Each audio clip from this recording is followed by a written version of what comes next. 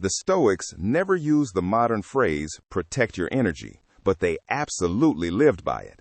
Marcus Aurelius said, people look for peace in the countryside, by the sea, or in the mountains, but the truest retreat is within your own mind. Epictetus taught that some things are up to us and others are not. Seneca warned that crowds corrupt character. Musonius Rufus trained people to endure discomfort so they would stop being owned by pleasure, weakness, and dependency. Different voices, same principle. If you do not guard your inner life, the world will occupy it for you, and that is the real danger now. Most people are not destroyed by one tragedy, they are worn down by constant access. Too much noise, too much reaction, too much emotional leakage, too much exposure to things that never deserved that much influence over the soul. The Stoics understood that inner disorder is rarely random. It comes from bad judgments, bad company, bad habits, and a life with no gate around the mind. So in this video, I want to recreate this idea the Stoic way, not as trendy advice, not as vague protect your peace language, but as a serious historical principle. Because when the Stoics guarded the self, they were not talking about being fragile. They were talking about preserving the ruling faculty, the part of you that judges, chooses, resists, and stays aligned with reason. In Stoic thought, tranquility comes from disciplining judgment, refusing to surrender your mind to externals, and staying grounded in what is actually within your power. So, let's rebuild the whole topic through Stoic history. Why energy matters, why access matters, why crowds matter, why discomfort matters, and why self-respect in Stoicism was always about what the soul allows. If we translated your original idea into Stoic language, energy is not just mood. It is your inner command center, your judgment, your attention, your capacity to choose well, your ability to remain steady when the world tries to pull you into fear, craving, envy, status, outrage, or exhaustion. That is why Epictetus starts the Enchiridion with the most important Stoic distinction. Some things are in our power and others are not. Our opinions, desires, aversions, and actions are ours. Reputation, property, status, and many external outcomes are not. The whole point is to stop handing your inner life over to what belongs to other people. Public opinion, circumstance, and chance. That is already a theory of energy protection. Because if your peace rises and falls with reputation, response times, validation, gossip, and the emotional weather of other people, then your center is no longer your own. You are externally governed. Stoicism was built to end that dependence. The Stoic discipline of assent teaches that distress is amplified when we automatically agree with false impressions, when we instantly decide that every irritation is a threat, every setback is a disaster, every rejection is humiliation, every inconvenience is intolerable. So from a Stoic perspective, protecting your energy means protecting judgment. It means asking, what am I allowing to rule me? What am I granting authority over my mind? What has more influence over my inner state than it should? That is not soft language. That is Stoic warfare. If you want the most direct Stoic warning about energy leakage, go to Seneca. In Letter 7 on crowds, he says the crowd is especially dangerous because we cannot trust ourselves to it safely. He admits that when he comes home from the crowd, he is worse than when he left, more greedy, more ambitious, more self-indulgent, even more cruel. His point is not that human beings are evil. His point is that moral influence is contagious. Vice enters subtly. Character gets stamped by repeated exposure. That should hit hard today, because the crowd is no longer just the arena, the marketplace, or the public spectacle. Now the crowd lives in your phone, in your feed, in your inbox, in your comments, in the endless stream of opinion, comparison, performance, outrage, vanity, appetite, and noise. Seneca says to consort with the crowd is harmful, and that we must withdraw into ourselves and associate with those who make us better. That is not antisocial. It is selective. It is a historical version of saying, stop giving premium access to low-quality influence. So if you feel mentally crowded, morally diluted, emotionally reactive, or spiritually cheapened by constant exposure, the Stoics would not be surprised. They would say, of course you are. You keep bathing the soul in influence and calling it normal. Marcus Aurelius gives the other side of this. In Meditations 4.3, he says, people seek retreats in the country, on the seashore, and in the mountains, but the best retreat is into oneself. He says nowhere can a person find more quiet and freedom from trouble than in the soul, when it is ordered rightly. And he defines tranquility as the good ordering of the mind. That is one of the most important Stoic ideas you can build a modern script around. Because Marcus is not saying location never matters. He is saying that if your mind is disordered, you will carry your chaos into every environment. Change the scenery, and the unrest comes with you. Change the city, the noise follows.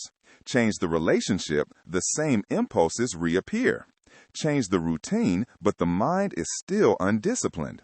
So the Stoic answer is not escape first, it is order first. If the mind is disorganized, oversensitive, externally dependent, and ruled by every impression, no outer retreat will save it. But if the mind has principles, restraint, and disciplined judgment, then even under pressure, it has somewhere to return to. That is the historical Stoic version of protecting your peace. Build an interior refuge so stable that the world cannot evict you from it every 5 minutes. Now let's go deeper, because Stoicism was never only about mental reframing. Musonius Rufus, the teacher of Epictetus, argued that both body and soul must be trained. He recommended becoming accustomed to cold, heat, thirst, hunger, scarcity, hard beds, abstaining from pleasures, and enduring pain. Why? Not because suffering is holy, because comfort without discipline makes the body soft and the soul cowardly. That matters for this topic because many people today do not just leak energy socially. They leak energy through dependence on comfort. They need the perfect mood, the perfect temperature, the perfect timing, the perfect emotional state, the perfect setup before they can act. Musonius would call that slavery. He taught that luxury harms both body and soul. Hardship, endured properly, trains courage and self-control. A life that never practices discomfort becomes fragile. And a fragile person cannot protect their energy because they are ruled by appetite, convenience, and avoidance. So Stoic history does not just say, set boundaries. It says, train yourself so thoroughly that you are no longer so easily drained, seduced, hooked, or destabilized. That is far stronger. A lot of people misunderstand Stoicism and think tranquility means emotional numbness. That is not what the tradition teaches. According to the Internet Encyclopedia of Philosophies overview of Stoicism, tranquility, apatheia, understood as equanimity, comes from the discipline of assent. The Stoics argued that destructive passions are tied to judgments. We see something, assign it the wrong value, surrender our reason to it, and then wonder why our inner world is chaotic. So tranquility is not automatic. It has to be built by refusing bad judgments. That means when something provocative appears, you do not instantly give it your full emotional agreement. When someone insults you, misunderstands you, disappoints you, or pulls on your insecurity, the Stoic move is not denial. It is delay, examination, refusal to overgrant importance, a return to what is truly yours, your response, your principles, your choices.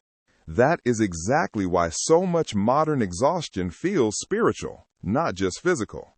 People are constantly assenting to impressions. Everything matters too much. Everything gets inside. Everything is personalized. Everything is granted full access.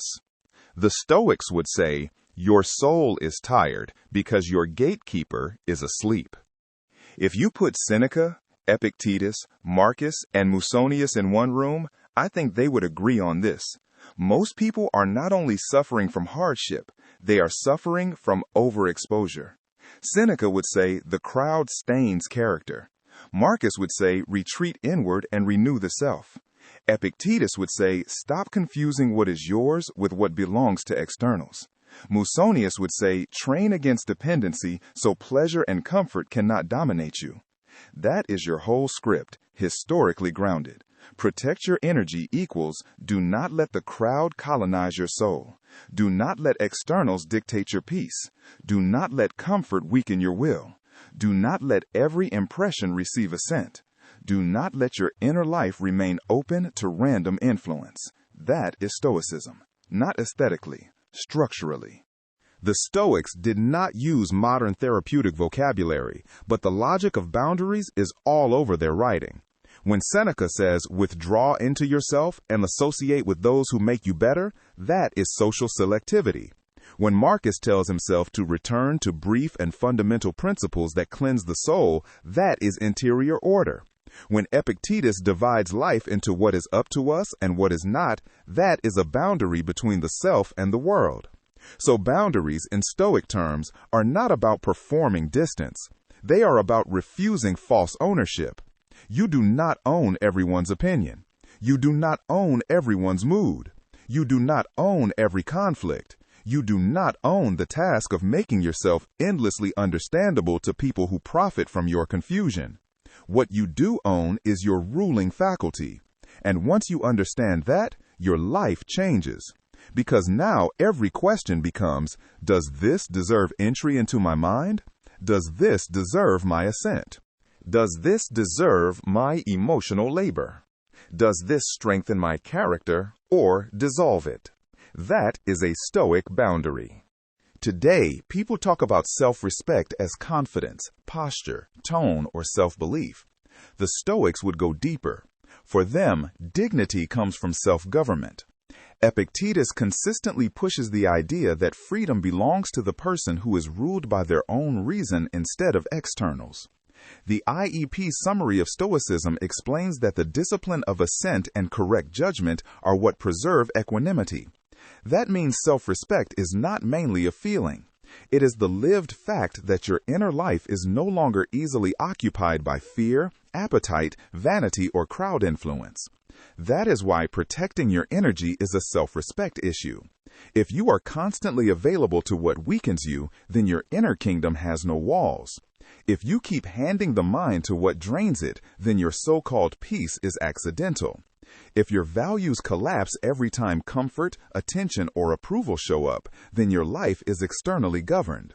A Stoic would call that a problem of rule. Who rules you? Reason?